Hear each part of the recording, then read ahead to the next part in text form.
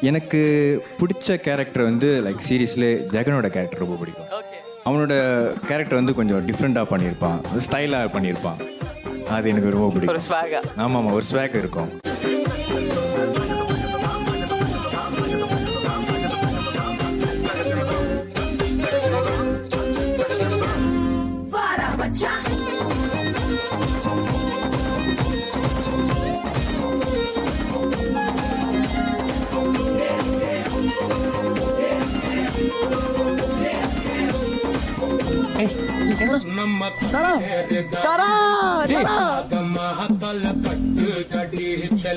தூக்குடா.